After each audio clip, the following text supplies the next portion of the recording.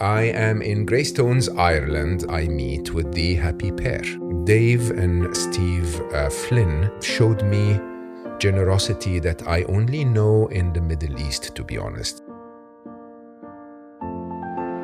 We only know life as identical twins, where there's always been two of you and you've always got attention. You know, maybe we've always been a bit less fearful than our friends. If I become an investment banker, I'll probably make $1 million before I'm 30. Then I'll be happy. I guess we realised that we just didn't quite fit in the employment kind of thing. So I think age 21, Steve said to me, I'm going away travelling. I'm not coming back till I'm happy and you're not coming with me. We didn't, eat animals and we didn't drink beer and we were starting a vegetable shop and people thought we were crazy. And it happened many times, those moments where it was like, well, I could die, but that's all right. I hope I never become a grown-up. My body gets older, but I still have a childlike wonder. Welcome back. I am in Greystones, Ireland. I am here because many of you recommended that I come and spend time with the guests I'm introducing to you today. Around a month and a half ago, I said, I'm in the UK, maybe give me some, recommendations for guests that I can learn from, that can share wisdom with us here in Ireland. And you were so kind to send me quite a few recommendations. One of every 3 persons that sent me a recommendation recommended that I meet with the happy pair. I did not know the happy pair. And so I did a bit of research and we said we will absolutely stalk those people. We absolutely need to talk to them. So I landed in Dublin, didn't drive actually, got on a taxi for 50 minutes. And here I am with the kindest brothers. Took me to their store, to their restaurant, and then to the farm. And every one of you probably knows that it's one of my lifetime dreams to end up living on an organic farm. Dave and Steve Flynn, the happy pair, showed me generosity that I only know in the Middle East, to be honest. They shared everything. They were walking around just picking chocolate and throwing it in my mouth, picking, fresh rocket from the field and asking me to taste it. I must have eaten 14 tomatoes and things that I don't even remember. Berries. Raspberries. Have you ever tasted fresh raspberries? They are all about that. Around 18 years ago in 2004, they started with an organic store, basically, that became a venture that, from my conversations with them, they don't really consider a business as much as they consider a purpose, a reason to live, and make money in the process. The Happy Pair also is a podcast that started in 2020, very, very popular, around making the right choices for a healthy and happy life. They are brothers, which I have to say is unusual for business to succeed with so much happiness and purpose when you're doing it with family. And they are truly and honestly what I believe we all try to embody when we say that our work should be a little bit of our purpose or all of our purpose in life. All I can tell you is, for those who recommended the happy pair, you were right. They are happy and they are wonderful. Steve and Dave, thank you so much for hosting me. This has already been one of my most enjoyable podcast experiences, and we haven't even started to chat. What a lovely intro. That's a great intro, really. It's true. I mean, I remember someone saying that, what a treat it would be to sit and see your own funeral. And I felt to sit through that intro. That felt like we got to sit here and just hear nice things about you. It was like, wow, isn't this a lovely little thing? Jeez, my ego's loving this. This is a great day. I mean, I can definitely say that if you want at your funeral, but I think you guys with your healthy choices will probably outlast me for a very long time. We're going to talk about that, but it really is quite a treat. I mean, I feel so welcomed. I feel I received a video message from Steve first thing in the morning with a beautiful smile saying saying, hey, we're looking forward to meet you today. Like, who does that? Who does that? That's so sweet, so kind, so generous. And in an interesting way, I think it reflects a lot on truly what you guys are all about. Now, I always want to start with getting to know you. Now, normally I get to know two people, but you sitting in front of me, almost like mirror images of each other. Same shoes, same t-shirts, but different colors, same smile. Same shorts. Same shorts. Yeah, Did you not notice that? I was, you know, when you came out of the car, I was like, okay, who's who? I just, there's absolutely no way I can tell. So let's start from this. What is it like to grow up so close? You're the first twins I've ever interviewed on Slo Mo. So yeah, I guess we don't know any different. Like, because That's another way, a good point. Like we only know life as identical twins, where there's always been two of you, and you've always got attention. You've always got, are you? Yes, we're twins. Yes. You know, there's two. Yes, we're twins. Yeah. You know, like, and you kind of got used to like a question. A main question was not necessarily. It was which one of you. Like that. It wasn't your name. Your name was which one of you. Which one of you? You over there. You know, Flint twin. You know. So I guess being a twin, it has incredible benefits, and then like everything in life, it has a price to pay for the benefits too. So did you guys ever disagree? Of course, yeah, absolutely, yeah. You do? Of course. Oh, absolutely, yeah. Of Who's course. the boss then?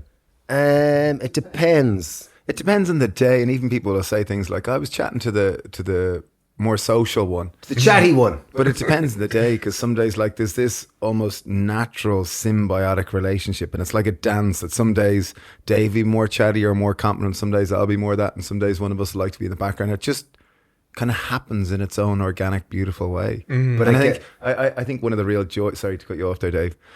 This is Steve's voice here, by the way, speaking from Steve's body out of Steve's mouth. But I think one of the true joys of twins is that so many of us spend our life looking for that other half, or that sense of someone to understand us fully, or someone to just unconditionally love you. And I think being born a twin, just has always given us that. So it's given us this wonderful acceptance, unconditional love, no matter what you do, how stupid your idea is. Someone go, great idea, let's go do that. You know, that way. So in that regard, it's been the greatest. And maybe in that regard, it's given us a great freedom in life, because, you know, we've always had that security or that safety, or you talk about basic human needs. Like, we had them ticked coming out of the womb. So like, it means you're, you know, maybe we've always been a bit less fearful than our friends anyway, in terms of just going and having a laugh and not taking things too serious. Like we always said with the happy Pear, sure, if it doesn't work, should we get in and sell orange juice outside the train shop? We'll have a great time. Find something else to do. You know, like it's you know, life is, you know, an adventure.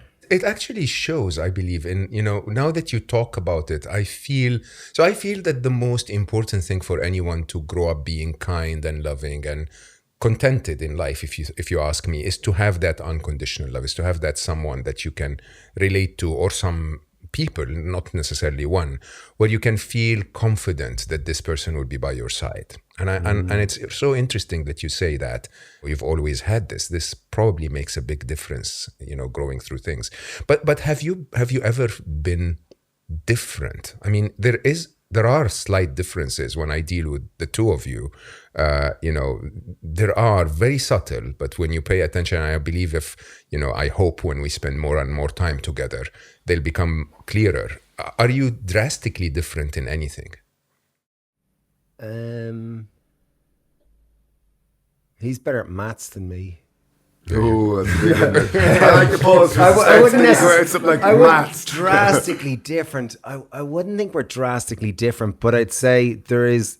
Over time, we've become more aware and more comfortable with the differences. I think when you're identical twins, you're always you're blessed and cursed with that idea of joint identity. So we've always been so proud and got so much joy, and we felt so blessed being identical twins. So it compounds that kind of, well, we're identical, we're twins, we do everything together, and we're the exact same. But I think as we've got older, we've become more comfortable that yes, we're identical twins, but there's absolutely differences. Like I like to write and kind of reflect and write stuff. Stephen isn't really a writer, but he's hyper creative. Like Steve can't stop still. Like he's just a creative machine, and machine isn't the word at all, because he's got very this human, perpetual need to create, and I kind of have it. I can reflect and sit back a little more, whereas he just has to be on it all the time. So the way you started, Steve, you were telling me, you were not fitting within the typical way of life. I was telling you about my career at being a corporate executive for so long, and you seem to have not liked that, or did you try it at all? No, I remember. So I did a degree in business and did a master's in e-commerce, and I remember finishing the degree in business and back 20 whatever few years ago, was very much sold the American dream, materialism, even capitalism, moneyism, like the nature of it. It's like moneyism, like let's worship money. And you were kind of like fed this underlying narrative. And I remember going to the Milk Road, or the Milk Round, it was called in college, where you go meet the kind of big accounting firms. And I remember I was thinking like, geez, maybe I'll go, like, if I become an investment banker, I'll probably make $1 million before I'm 30, and then I can do what I'm into. Then I'll play for Manchester United. Or I'll be a professional tennis player, or then I'll be happy. Yeah. And I remember like weighing it up in my head, but it was like, no, this just, I'm lying to myself. Like, I can't do that. Like, I cannot do that. And I remember afterwards sitting down one Christmas with Dave and going, and we were dreaming about setting up our own company, because as Dave said to you earlier, we kind of got fired or made redundant out of many of our jobs. Made redundant is not true. We got fired from loads of jobs because we weren't that we employable. Didn't care less. We were. It was just something to make money. Like, it wasn't. We weren't looking for a career. Serving beer or making pizza or serving. Also, you got fired from those two, like we got fired from every job. Normal jobs. Yeah. Well, just yeah.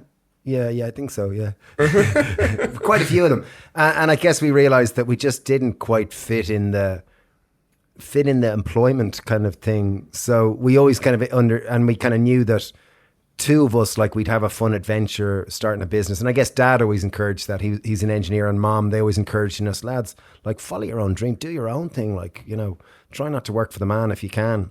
Yeah. So I think age 21, Steve said to me, he turned around one Christmas, we'd both finished college, we're 21, and he says, I'm going away traveling, I'm not coming back till I'm happy, and you're not coming with me. He said, you're not going with me. Yeah. And at this stage, so we had studied business. We both had degrees. He had a master's in business as well. We were playing semi-pro. We were both playing semi-pro rugby, so we got paid every time we won or when you'd score a try. We were both, like, I was playing off scratch in golf. We played baseball for Ireland. Not that that was difficult. We were doing modeling. We were doing modeling because it was a good way of meeting girls. So we were doing all the things the society said you should do to be overachievers in, to be happy and live a fulfilled life. So we were ticking them all, and people thought, those Flynn lads, they're great. They're really going places. And so we had a lot of the things that society said you should have. And underneath it all, there still was that kind of like a slight kind of hollowness, or probably more of an itch for something more. There's got to be more to this game. And you said you were going away traveling, you weren't coming back to your happy, and it was like, right, okay, shit, I don't know what life is like by myself. That's truly a big thing. That's an identity crisis. It really is because it was a big thing anyway. And he went off to Canada to go be a snowboard instructor. He got a one-way ticket and said, I'm not coming back till I'm happy. And I went off to South Africa to go be a golf pro and see what that was like. And I guess little did we know, we left as these jocks or these real sports, kind of meathead, all-American type jock characters. And then we ended up going on this 2-year journey, which was very much, each of us separately, which was very much seeing what else life had on offer. And we both ended up giving up alcohol. We didn't mean to, it just happened. We ended up changing our diet. Are you allowed to say that in Ireland? Well, it's taken a long time to be confident, not be ashamed of saying it, because usually you just say, no, I don't feel like a drink now. But I guess we ended up changing our diet to become, we eat a vegan diet and have done for 20 years, and just really connected with nature and farms, and we got into spirituality and meditation and all sorts of different things. And this is in 2001, and then we came back. Sorry, do you want to say something?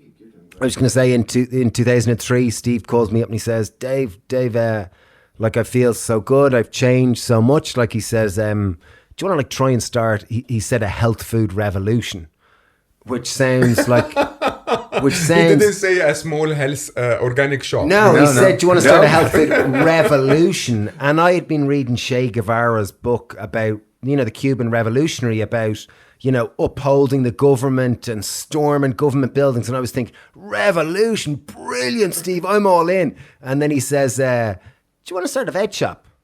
Yeah. And it was like, yeah, of course, yeah, sure, of course. Sure, It's a start. It's a yeah, spark. whatever, yeah, great. Yeah. So we ended up coming back, like we left as these two jocks, and then we came back 2 years later as these two kind of hippie characters that were, we'd long hair and plaid pants, and we didn't, eat animals, and we didn't drink beer, and we were starting a vegetable shop, and people thought we were crazy. They thought we'd really But lost that's our way. so interesting that you go two separate ways, do two very different things, go down two very different paths, and end up in the exact same place. That's Well, we very- kind of knew we always would, Yeah. And I think it gave a great opportunity to experiment with social conditioning. Yeah. And an opportunity in an age when there was no social media, so there was real anonymity. So like, Are you that old? yeah, we're 42. Okay, that's vegan for you guys. Look at those, honestly. I mean, if you're not watching the Honestly, video, we're 41. We could get away with 41. no, they definitely look early 30s. So yeah, well done, news. In good light, from a distance. Yeah, well said.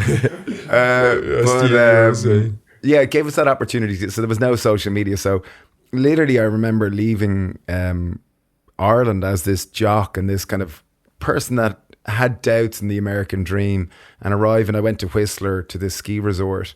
It was a real party town, and I remember it was like, I don't feel like going to all the parties. That's what I'd normally do. I'm really interested in vegetables. So I used to get into the library every day and read vegetarian cookbooks. And I remember I didn't have a huge amount of money. I'd hitchhike down to the town down below looking for weird ingredients. And I remember spending about 4 hours one day hitchhiking down from Whistler down to Vancouver. And I remember buying barley thinking, oh my God, this is going to be incredible. I cannot wait to try barley. This is going to change my life. Because I'd read about it and I was so into it. And I brought back barley and I cooked it. It was like, it just tastes like rice. Like it's just like, and I guess I was at that stage where I'd never tried a mango. I remember 21 in Whistler trying a mango for the first time in a ski resort going, I don't really get this. This is a bit weird. You know the way I think so. But it was I had no reference point. I didn't know, and it was in Whistler, so it probably wasn't ripe. And I chop into this rubbery thing, going, "This is a mango." Yeah, that's the the way. mango for sure. But it gave that opportunity to explore different things of life. And I remember hanging around with these kind of nerds cooking vegetables. I remember a lady talking about yoga and meditation. Was like, I don't know what the hell that is, but I'm going to go do it. And I remember going doing that and thinking, this is interesting. Just anything weird or wonderful I wanted to play and experiment with and find out where it felt more myself. You know what? My favorite people actually are the ones that manage to find that space in life. I think that's the challenge with the way we live now in the modern world is that there is an overstimulation of everything. So something has to be extremely loud, extremely sweet, extremely, full of flavor or whatever that is. We just overdo everything so that we can feel, in our numb bodies, the bodies that are numb by the pace of the modern world. And I think the happiest people I know are the ones that can actually find, like little kids, that can find interest in a butterfly or the taste of something new or observing a flower they have seen for the first time, and it seems that you went down that journey of, yeah, we have quite a lot going for us. But we haven't experienced the real life, being a golfer or being a rugby player or being a model. That's not really real life. And I think there has been a bit of that in your experience. Yeah, it kind of gave opportunity for like stillness. And like when I recount it back and I look back at it, I'll just give you the highlights. But the reality was like there was loads of space. Like you're standing on the side of the road hitchhiking for 3 hours just on your own. And there was loads of nights when you're like literally sleeping on the side of the highway. And I remember get bitten by this big spider and I was on the side of the road and I was like, wow, this is crazy. And I remember getting in some cars wondering like, maybe I think I could die in this car, but sure, let's see what happens.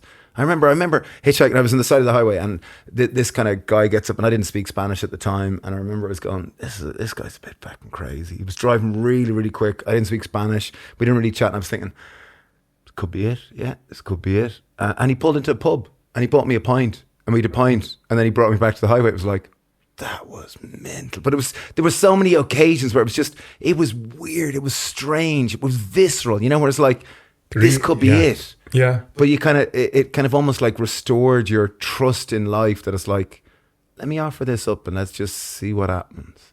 And let's see where I'm taken. And it's almost like a rite of passage. I think in modern day society, we don't have these rite of passages to bring us from adolescence into kind of more maturity. And I think a trip like that where you're forced to reflect, you're forced to question yourself, you're forced to sit with your own misery at times and sit through the challenges of life. And it's through this, I think, that you can almost like chisel a more solid version of yourself and what you want to represent in this world. Amen. Oh, I mean, this is too close to me now. I mean, I'm just out. I was just telling you, I'm out of my 42 days of being alone in nature. And, I write books and I have podcasts and I had so much success in my life. But that was my very first time away for 42 days.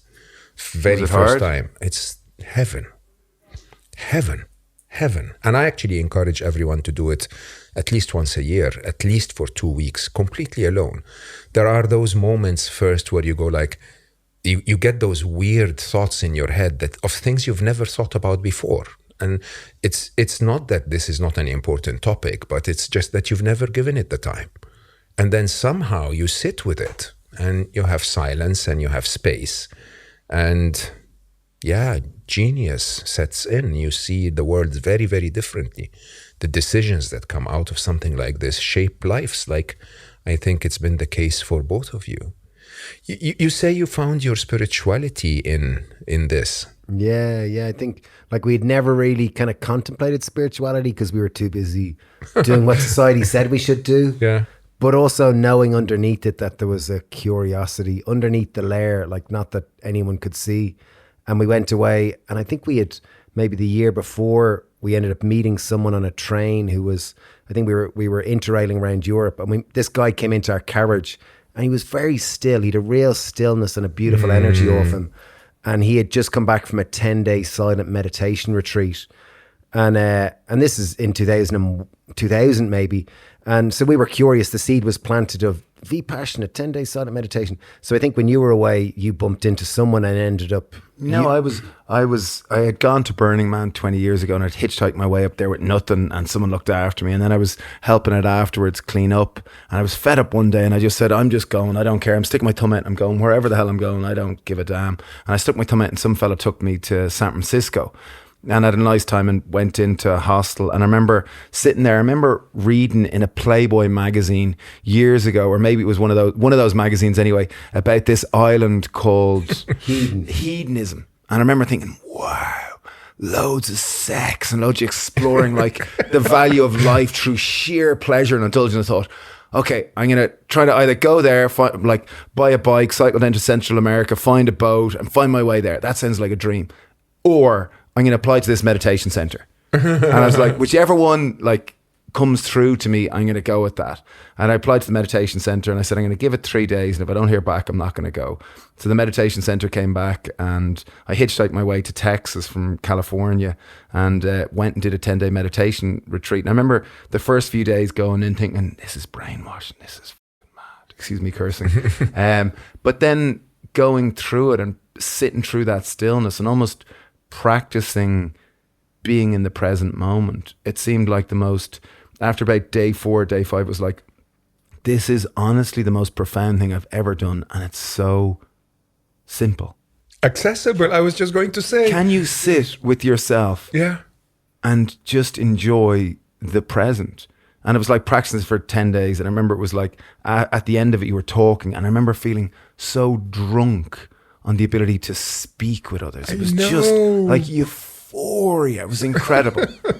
But you have a story about Anthony Robbins. Oh, geez, yeah, that was funny. Yeah.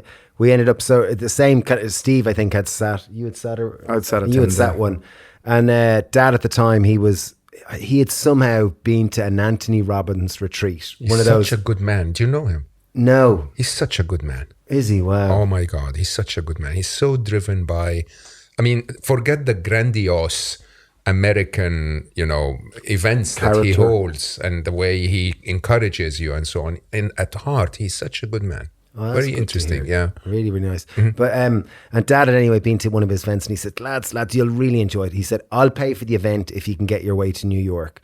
So we ended up, both of us hitched our way, and we ended up making our way to New York, and we did an Anthony Robbins retreat. It was a 3-day kind of New York. Now, retreat is not the word, because it's 10,000 people in an arena or something. Yeah. So we did that, and that was all about, you can have it, you can do it, you can be it, you can conquer this world. Yeah. And it was so much fun, and it was brilliant.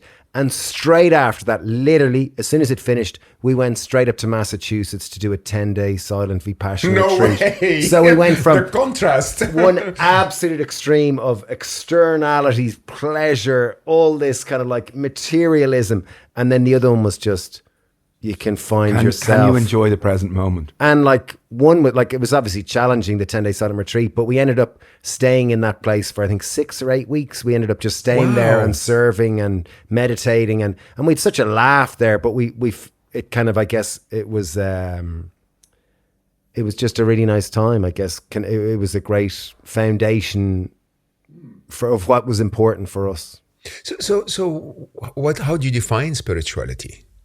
How would I define it? Your relationship with yourself.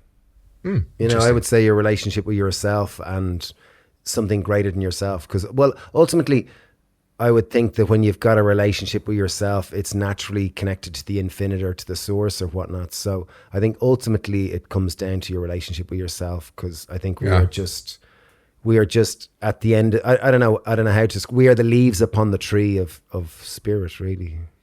It's interesting that you say that, because I look at it as your relationship to the non-physical, if you want.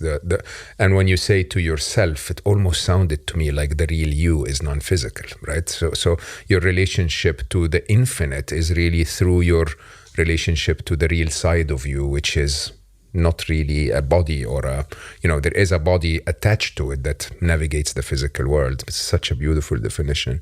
I hope you don't get shocked by this, but you seem to be a lot in flow, at least in those stories. That's quite feminine, to just let life take you somewhere instead of just, like the masculine, be adamant about pushing life and, clearing things having from a plan. Yeah. Do you both feel that this is part of you, to let life take you somewhere? Definitely. I think. Here we go. No, you go. Sure. Yeah, go This is my favorite interview. Honestly. Well, I don't know. Maybe it's when we'd left institutional education and you had that opportunity to allow life to unfold, to allow it just to blossom and to present itself. And I guess here we were, these two kind of young 20s kind of wanting to kind of understand the world, and it was like, who are we to force what we think the world is? Let's let life, almost like let life, I think what was it, Pablo Neruda said, I want to do to you what spring does to the cherry blossom. And I think it's like that type of thing. It's to allow life to allow us to take us where we want to. And if the moment is death, well, that's okay. That's what life wants. I trust it, the way. And I think that's a huge part of it, because I know a number of times when I was hitchhiking or I was kind of out on my own, I remember I was living in the south of France. I remember I bought a bike and I called it Roger. And me and Roger used to go, this is the bike, because I was on my own, and I took a sleeping bag and a sheet of plastic, and that was it. And I was going cycling for a month on my own, and I was going to sleep rough, and I didn't really want to talk to anyone. I wanted it. This was my own little just trail through Provence. And I remember your little luxury traveling trip. And I remember it was May, and I remember it was meant to, like, this is Provence, so the weather was meant to be really good. I remember out of those 30 days, it was a freak year. It rained like 28 out of 30 days, and here I was with my sheet of plastic. Who cares? Exactly. It's like, I know this. But I remember going up to the top of like a big kind of hill at the back of Marseille, and I remember up the top of it, and I remember I'd kind of set up my little bunker for the night, and like a thunderstorm started, and it started like absolutely like the heaviest rain I'd experienced even in Ireland. And I was here at my sleeping bag, I had a little blanket and I had a sheet of plastic over me, and the thunder and lightning came, and I remember lying there going, well, if I get through this, sure, fucking hell, that's insane. You know, those moments where it's just like, and it happened many times, those moments where it was like, well, I could die, but that's all right. You know, the way, and I think it's when, I think it's the ability to appreciate that death is always there and it can happen at any moment, I think gives us such an appreciation to live. And I think, you know what they call this in spirituality? No.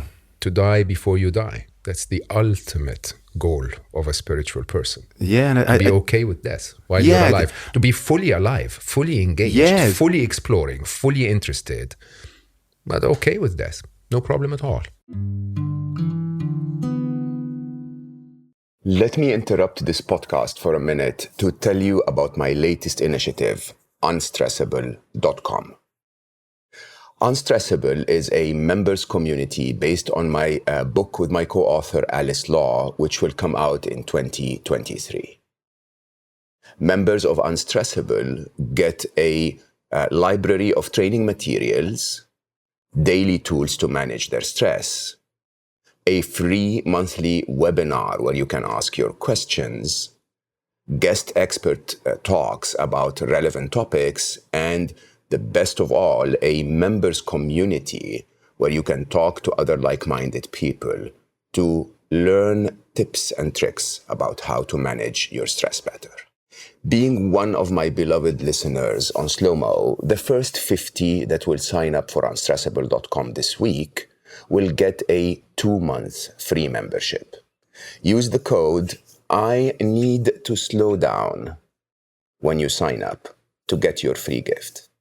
Remember, this gift is only for the first 50 who sign up. So do it fast. Go to unstressable.com, join our community, and learn how to lead a stress-free life. I cannot wait to see you there, because living stressed is not living.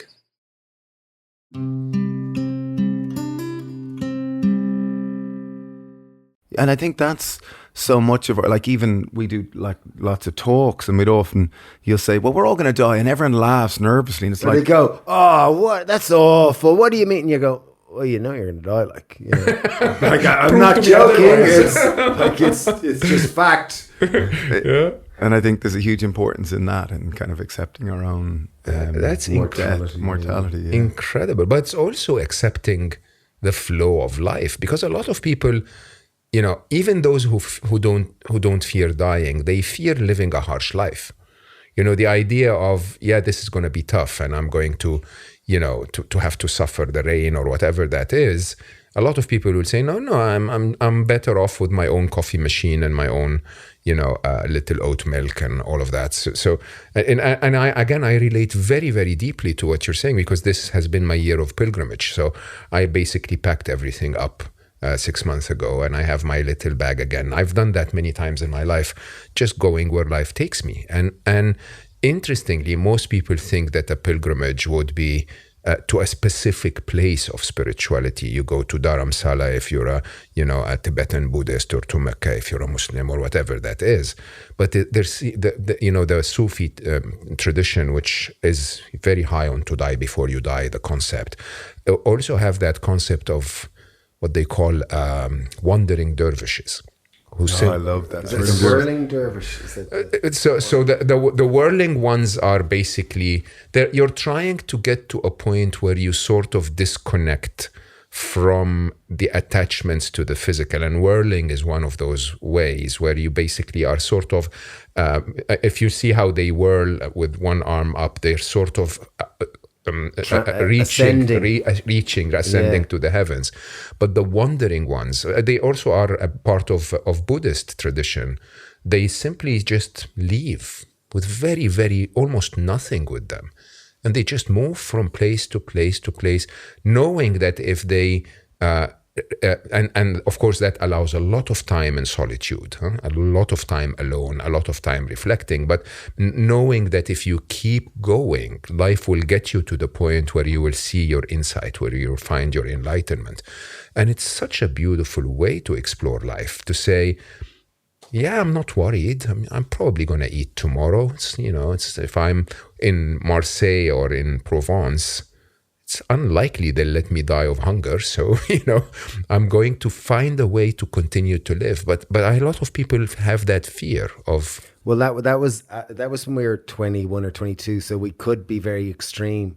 Whereas now, Roland, we're 42 and we've got families, and there is responsibility. So it's finding that balance between living your life with that degree of, being open to the flow of the universe, really, because it's the same flow that makes the trees blossom and makes the sun rise, and it's like a universal intelligence. And I think to be in flow with that versus your own egoic, like, I need to be somewhere because this is the most important thing. But then when you're forcing your way that way, you probably miss a whole lot of doors which might have had sunshine and lollipops in them, and you were so hell bent on getting to the. Yeah, I find the balance in my current life is in hopefully 3 books from now. I'm working on them at the same time. 3 books from now. Wow. Yeah, so Unstressable is out in March, and then Finding Love end of the year, and then I'm working on something I call Half Monk.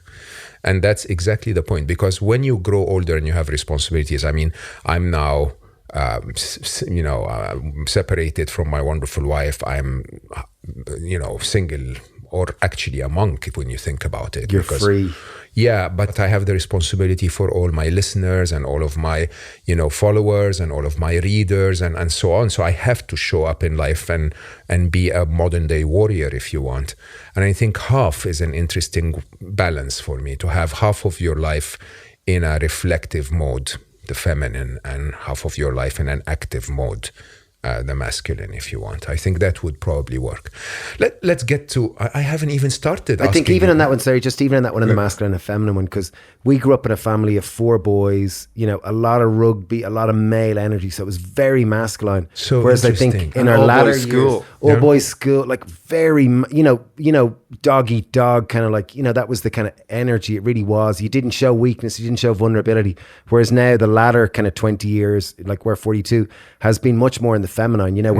When you move into becoming vegan and giving up alcohol and getting into yoga and swimming in the sea and starting a vegetable shop and a health food movement, there ain't a lot of lads around. It's 90% women. Yeah. And so we've been bathing in feminine energy, I'd say, for 20 years. And it's been so healing. And maybe it's been balancing to the masculine. And I really see, I've got 2 daughters. I live in a house full of women, and it's just, I love it. Yeah. I love it. I feel like I'm blossoming. What a beautiful statement. So I was just about to say, we haven't even started talking yet. So what's that vegan thing? Oh, vegan. I think it's a binary word. It's just a word. It's a word that evokes a response in a lot of people. People will have an opinion. They'll like it or they'll hate it. Most people will hate it, but certain people will be quite, mission, purpose, focus, and beliefs. So it's just a word. But really what this word represents, I think, is about trying to, each of us has a certain amount of agency within our life. We have a autonomy. Or the illusion of agency. The illusion of agency. And I would think our food choices is definitely a way that we can influence the planet. We live in a planet where at the moment, nature ain't winning. Nature's losing. Oh, man. Nature's losing at the expense of capitalism, at the expense of money. And our agency, I think, as individuals, our food choice is one of the greatest agencies we have, because politics starts in your plate. Every time you go to eat, you've got a choice of choosing a food that either is pro-nature or against nature. And unfortunately, we have the illusion that, if you're eating meat, chicken, fish, dairy, you might kind of go, oh, it's just, it's organic meat. It's coming from healthy cows that are just down over that field and they're living beautiful, happy lives. And like, that's the illusion that, it's the kind of bias which most of us have. And I won't get into the weeds of it, but I think, certainly we realized that for ourselves, it gave us a sense of autonomy, a sense of agency, and a sense of, purpose around food being a great catalyst or a great means of having connection. Purpose. I think nowadays, many of us can feel disconnected from life. We can feel disenfranchised, disillusioned. I'm just a grain on the beach, just being taken wherever I am. But as Dave said, politics starts in your plate. And in 2018, the University of Oxford did a piece of research trying to find what's the single biggest thing you can do as an individual to address climate crisis. And many people think it's, I'll get an electric car. Yeah, definitely. Then I'm sorted, of course. Or maybe I'll stop flying. Yeah. Tesla. Are you going to get a Tesla? Of course. Then I'll be sorted. Yeah. But they found that the single biggest thing you could do was to eat a more plant-based diet or a vegan diet. So and it doesn't have to be expensive. It doesn't have to be an all or nothing thing. In essence, it's peasant food. Because you could eat a vegan diet and eat vegan chocolate bars, which we're eating chocolate here now. You could eat vegan ice cream, vegan donuts. It's not the healthiest thing. Yes, it is vegan and it's more beneficial to the environment. But in terms of ultimate sustainability for you and for the environment, it's to focus on whole plant foods. And it's not an all or nothing thing. We're not saying, thou must be a vegan and come join our religion. It's just to try to do more of it rather than less of it. And to make baby steps. Even, I'm sure you heard of the blue zones. Mm-mm. The blue zones. Okay. I'm sure some people are listening have. They're the 5 areas in the planet where there's the longest living people. So there's a piece of research done by National Geographic and Dan Buettner. And, these are people living at the most amount of people. It's the kind of hot spots where there's the most amount of centenarians living. And researchers went in and said, geez, well, what are they eating? Like, how are these people living? Like, we want to live happy, healthy lives. What are they doing? And they found they weren't necessarily vegan, but 95% plus of what they were eating was whole plant foods. So it was 50% of the diet was beans and lentils. There was a lot of whole grains, a lot of fruit and veg from their garden. It was unprocessed, real foods. And maybe there was 5% or less was animal-based foods. But like our message is really, it's less about vegan and less about vegetarian and less about binary. It's about, we all want to be happy, healthy humans. We all want to feel good. We all want to, have energy and have our bodies age well as we age. And what you eat has a massive impact on your own personal health, on the planet's health, and on, I guess everyone else's as well. So I think, our message is to eat more whole foods. I mean, you bring up a very interesting point. So there is the ideology side of this, right? Which I have to say, it's a bit extreme to say I'm going to be 100% vegan, but it's a pendulum swing if you want to as in comparison to the others that are eating burger for breakfast and then steak for lunch and a whole turkey for dinner. And sadly, I think we've created a lifestyle which is very unlike human diet. I mean, when you really think about the original time when we were hunting for what we eat, not just walking to the supermarket aisles, it wasn't that available to eat animal protein all the time. But I was going to say, but it's also not 100% natural to just be vegan, or is it? I mean, I don't have an ideological view of it. I rarely ever eat animal protein just because I don't like animals to be hurt. But I think humans are made differently. They should probably eat some animal protein. I think humans can exist on a lot of different diets. We can exist on a lot of different things, and it depends on which camp you're reading. A bit like on Google, whatever you like, it's going to give you more of, and we're all living in our own echo chambers. So I couldn't say there's one clear answer on this, because everyone will have a different opinion on it depending on their point of view, because we all live in our own little biases. So I think it's to less get lost in the weeds of it, of going what's right and wrong, and really stick on the overarching theme of that. Statistically, most people listening here, in the first world or developed nations, 55% of the calories you eat are ultra processed. They're not just processed, they're ultra processed. About 35 to 40% are animal-based foods, and less than 10% are whole plant foods. And that's statistics. So, whereas if you look at the longest living people on the planet, 95% plus are whole plant foods. So it's definitely not about vegan or vegetarian. It's about, there's a spectrum of choices out there, and it's about doing your best and moving the dial as much as you can. And certainly we found, in terms of ourselves, our own relationship with ourselves, my own sense of compassion, my own sense of awareness, my own sense of spirituality. I think food definitely has a part to play with it. Totally. And making food choices that are more compassionate and more in line with nature, more pro-nature, I think is probably only going to enhance your own sense of spirit and your own sense of who you are. So I think food choices is an important thing to be reflective on and to give awareness to. I find it quite, if you don't mind me sharing, I mean, I found it quite inspiring actually as I met you, because I walk in here and they've literally sort of, first they both hug me, wonderful people, and then they take me by the hand and just literally take me across the store, and Dave is like picking up a fig and saying, try this, and then picking up, you know, a small plate to put a couple of potatoes in it and say, try that.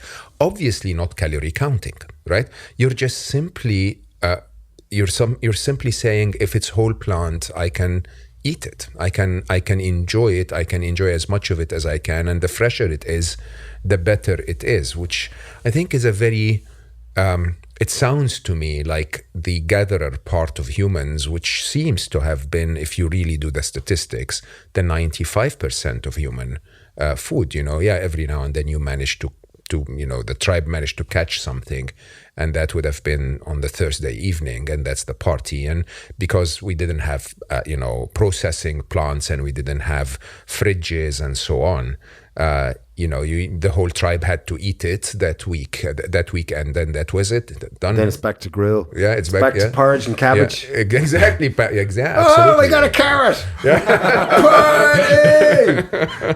We have a carrot. Exactly. And it's interesting. Sorry to cut you off there. Like we have two farms. One of them is a microgreens farm, so it's grown the sprouts and wheatgrass and broccoli sprouts and all this. Do you mean Brussels sprouts? No, like alfalfa or broccoli or wheatgrass or Pear, those type of ones. And only that the farm that we took you to earlier, the 4-acre regenerative organic farm, we've only started that maybe 8 months now. So that's been an 8-month project. And we've become so aware that when you're growing your own food, you do not want to waste it, because you realize the amount of wheelbarrows, the amount of labor that has gone into giving me those 10 tomatoes, I am going to savor them. Every one of them. And it ain't just a piece of rocket. That's been, Raj was up there helping. Lizzie was up there with helping. Shawnee was helping.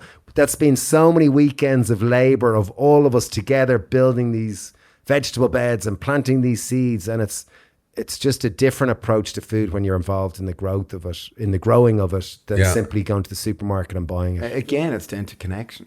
You know, remember I was saying food, and the closer we can be to their source of food, the more it can give us meaning and connection. And I think the more we have that, it's easier, it's harder to feel lost and alone and disconnected from life. So what would you tell our listeners who don't have that? I mean, this is, in a way, it's a burden, because you have to work really hard to create a farm of that nature, but it's also a joy, right?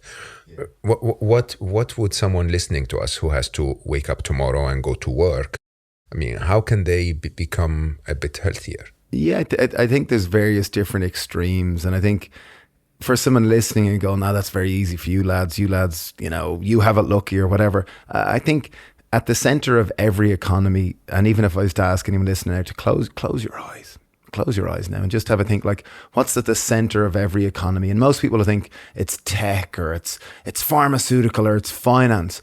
But at the center of every human-based economy is food. Because without food, we die. So it's like food is everywhere around us, but we're just so disconnected that we don't even see it. So like, if you're someone that does want to be closer to farm, ask, can you volunteer? Ask, can you help? Can I go up and help? And when you do go up and help, you'll make friends with them. You'll actually see the season. Or even just start with becoming aware. Like, you know, maybe a seed has been planted in someone listening today and they go, I never thought about my food choices. That can be an act of revolution.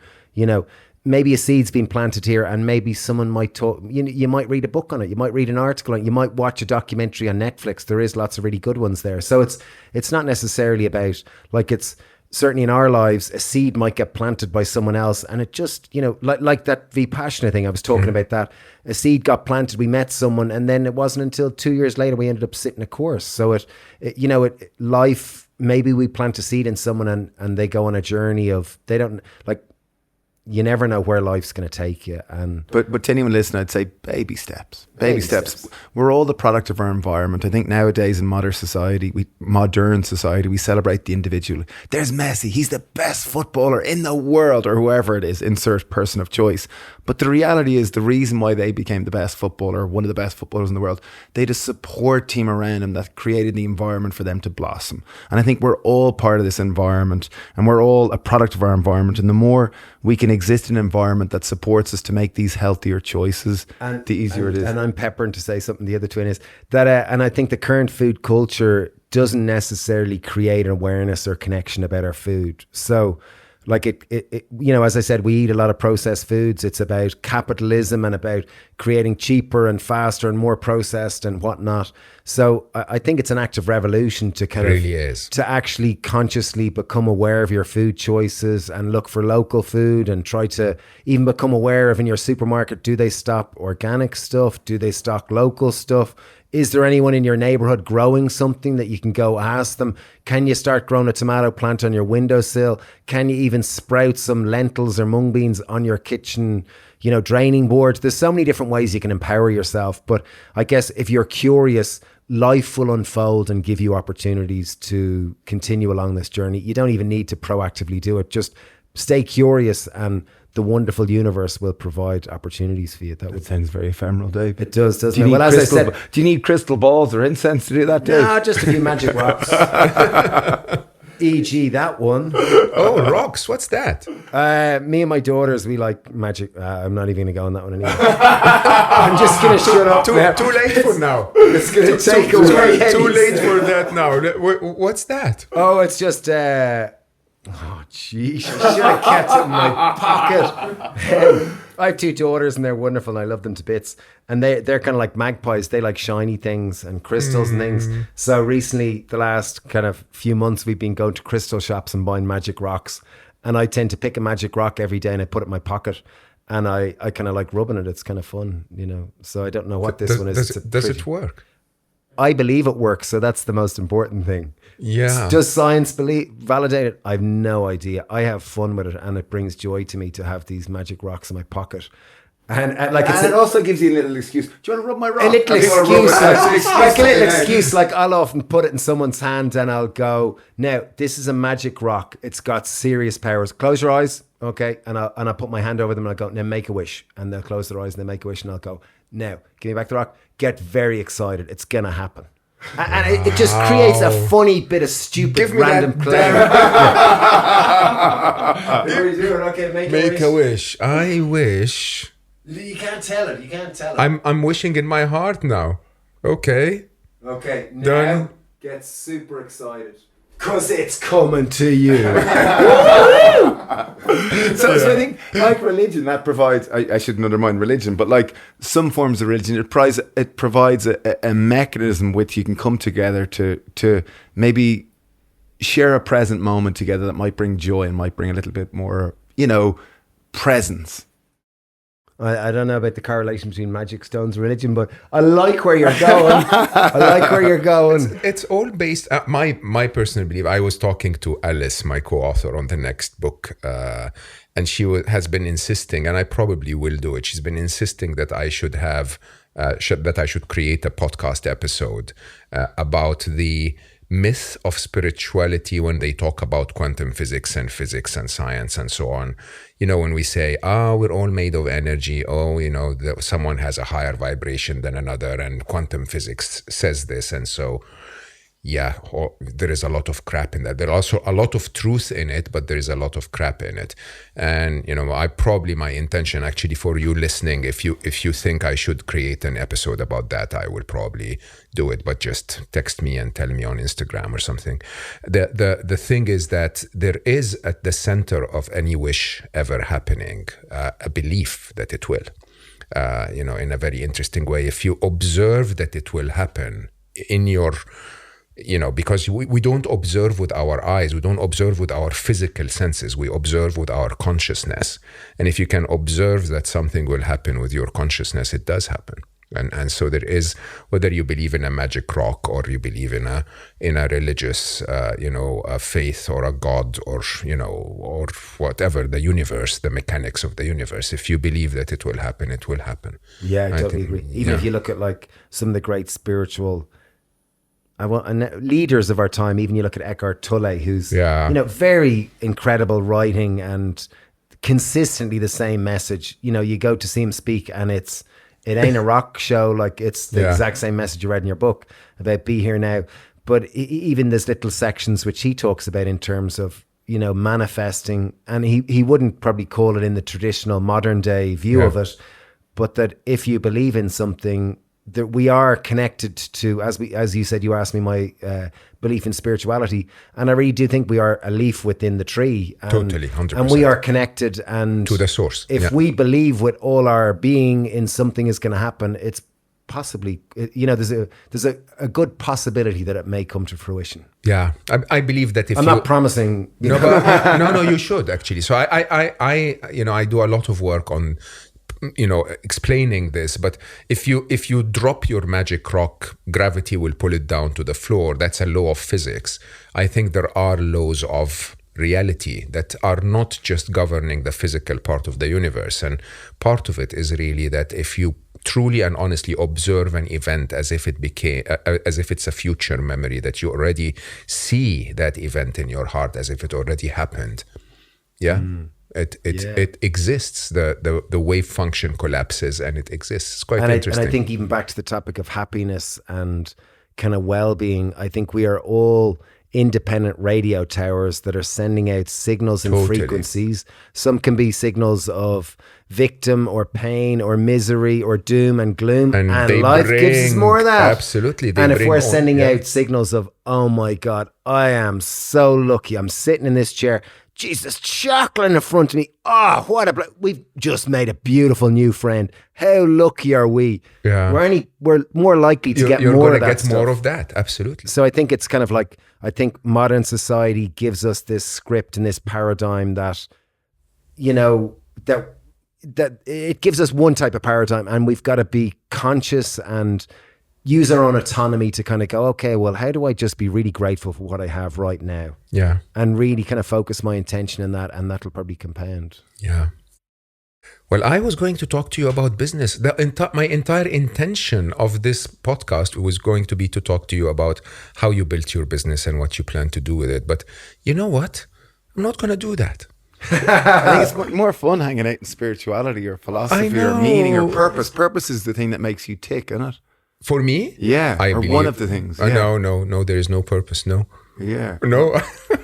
Look at the look of on your face is like, what is he talking about? I actually have a very strong opinion on purpose, which is, yeah, of course you have to have purpose, but your purpose is right here, right now. My purpose is for me to have the deepest connection to the two of you that I can ever have.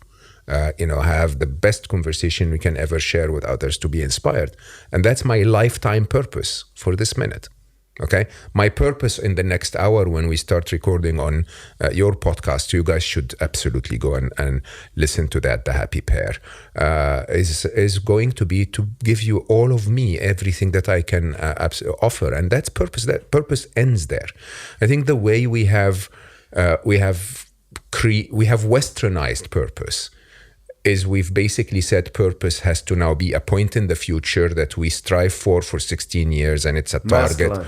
Very masculine, right? And you measure your progress in that direction and you try to get there, and if you're not there yet, then you should be disappointed.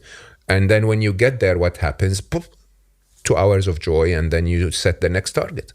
And so that way for me is, I don't think that's the purpose of life. I think life wants to be lived, and the purpose of life is to be right here, right now. Yeah, then your correlation is really about presence and about absolutely being, it's ultimately going, well, this is the show. This is it right here, right now.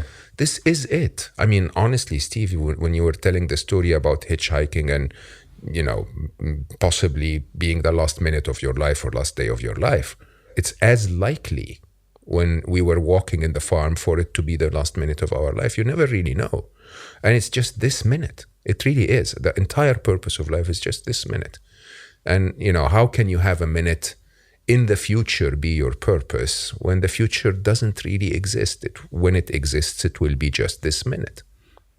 It's a very big difference, I think, between Eastern and Western view of and purpose. I think the more present we are in life, the less time becomes linear and the more time becomes deep. Absolutely. Suddenly, have you experienced that? It's so many true. times. Yeah. When you're really, really present, time can Time just slows down. like minutes feel like hours. Absolutely. And you hit just different levels of, I don't know, yeah. And then also I think we're at, it's at a complete contrast and juxtaposition to modern culture. Yeah, sadly. You know, to be present, like, because we live in an age of like comparison being the thief of all joy. Yeah. And then social media is like comparison on steroids. And this is the food that a lot of people are being fed on a daily basis, spending 3 hours, 4 hours on social media. And it's like, that's like, I just think it's the opposite of being here now and being happy with what you got. So I think it's you, once again, a bit like your food choices. I think if you can try to cultivate a relationship with the present moment, you are a revolutionary. You are counterculture, because culture at the moment is making you to go quicker, faster. Yeah. More. Come on. You're sitting still. You should be busy, buddy. You should be busy. It's really strange. Busy is a modern day invention, honestly. You know, again, think about farming. Huh? Yes, you're very busy at certain seasons, but you're not always that busy, you know.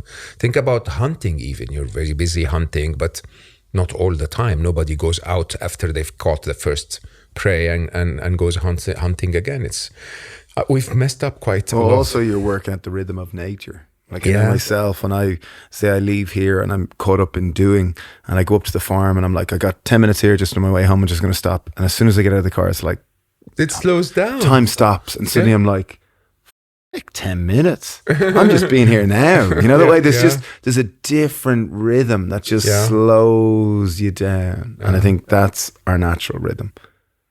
I don't want a twin response. I want a single response from each of you. So I normally close with your secret, top secret to happiness. We've spoken about presence, so you need to give me a new one, each of you. Top secret to happiness. I think the ability that, although age seems chronological, I think when inside everyone listening here today is a little inner child. And I think the more we can look at life through childlike wonder, the more we can just find joy in the most mundane, dull struggle. And I think if we can find beauty and magic in that, I think life just becomes this absolute rainbow of delight that we're sledding down, singing at the top of our voice. I'd even riff off that, and I'd kind of go that I think the people who I've met in my life who are the most free are typically the most childlike. Because if you look at a child, like I look at my kids, and certainly when they were younger, they'd get €20 and they wouldn't care less. They'd be leaving money. It doesn't matter. Let's go buy sweets. Need sweets now. And everything was about now. And when you'd say, like I remember. Can I tell a story? I want to say. Oh my God, they're so kiddish, the two of those. Wait, speak one at a time. I remember kind of a piece of chocolate. I remember kind of saying to one of the kids, you know, like Elsie or Izzy, or it might have been Ned or Theo, kind of asking for something, you know, can we go do this? And you kind of go, oh, maybe later. And they go, I hate maybe later. I hate maybe later. True. And I think it's like, that's like, I think within each of us is a child that believes in the good in life. It believes in wholeheartedly in the wonder and the magic of everyday life. And I think adults, a lot of us are burdened down with responsibility and duty, and we have all these ideas that to be an adult you have to be boring and you got to be serious. And I think, you know, when I've seen people who've nearly died at different things, they kind of, there's almost like a childlike wonder emerges from them. And I hope I never become a grown-up. I hope my body gets older, but I still have a childlike wonder. And I think that's what I would wish for anyone listening. Amen. And that was an individual answer, sorry. I riffed off his. It was a great start. That was a brilliant answer. Steve, you wanted to interrupt? I was going to interrupt and tell a story. It was more, my son Ned turned 6 last Saturday, and he was so excited. And as he was going to bed, there were two things that he said. He said, I said, oh, how was your race? It was great. I also feel a little sad. And why do you feel sad? And he was kind of saying, well, it was like, because I got to wait so long for my birthday. And then we did a discussion about like the importance of waiting. Your life can't be a birthday every day. The importance of waiting, and then it's special. But earlier that day, he got I think he got €95. And he was like, I got so much money. And he was going around, which hand, pick a hand. And I'd pick this hand and he'd go, there's a tenner for you. And pick this hand, oh, there's a fiver for you. Sweet. And he was giving it away. And his best friend is Shiv. Shiv's 65. And he said, Shiv, can I take you out to dinner? And he took Shiv out to dinner as a 6-year-old, brought her down. They went down to the Royal Park Chinese restaurant in Greystones. They sat and had dinner together. Ned went up to the waitress, got the bill, paid the bill, left the tip, or Shiv left the tip, the £4 tip. As soon as they got home, Ned gave her a fiver and said, that's for the £4. I was taking you to dinner. Oh, wow. And then he was telling me, like, last night, it was like, yeah, I want to take Shiv to dinner this week too. Yeah, I want to spend all my money. Man, you've raised him well. He's just raised. I'm helping. You know, that's another very, very important secret to happiness. Honestly, to make others happy, I think it makes a massive, massive difference. You know? And to like money, it's a tool for pleasure now. Yeah. All right, I don't know what to say. I could keep going for hours, but. I think I'm going to invite them again. Seriously, I think I'm going to come back, go to the farm again, and then have another I have a spare room. You're more than welcome to stay anytime. You're the man. We do. We have loads of people visit. Genuinely. In the farm. No, we don't live on the farm. I want to live on the farm. Yeah. Well, you can live in Greystones. I want to live on the farm. We swim in the sea every day at sunrise. And it's cold. But I think... And when you're talking about childlike wonder, it's full of these crazy people that there's this childlike wonder in, and it's from people the age of 75 down to 25, Yeah. I will just say thank you. This truly has been a joy. In every single minute I've spent with you so far, it's been a joy. You're wonderful, both of you. And I'm really grateful for your invitation. I'm really grateful that you gave me the time. Thank you. Likewise. Pleasure, man. You're looking in the mirror. Oh, thank you. And for all of you listening, I know how much you enjoyed this. This was truly, truly wonderful. If you sit in front of those two brothers, there is joy that really affects you. It's contagious. I think it's amazing. It's all about being here, being now, letting life flow. What a lesson. Being childlike, expecting the best with optimism. And maybe be a little bit responsible. Think about your choices, because though not 100% vegan, will absolutely tell you we need to start doing something. I think our world is going to struggle more and more if we don't. Having said that, if you're ever in Ireland, do not miss the Happy Farm. They're not sponsoring me, trust me, but I love them. They're wonderful. They really are. And I think when you do something from your heart, it really shows. Everyone that I met was happy. Everyone that I met was kind and generous. The food was amazing. The whole thing was such an experience. And, if you're not in Ireland, you might as well just slow down and find a few of those moments that start with you saying, I'm going to spend 10 minutes, like Steve was saying, about the farm, and then hopefully end up spending a few hours. Because, when you are present, life itself slows down. I love you all for listening. Thank you so much for giving me the privilege, the reason to go around the world and meet amazing, amazing people with so much wisdom. And I will see you next time.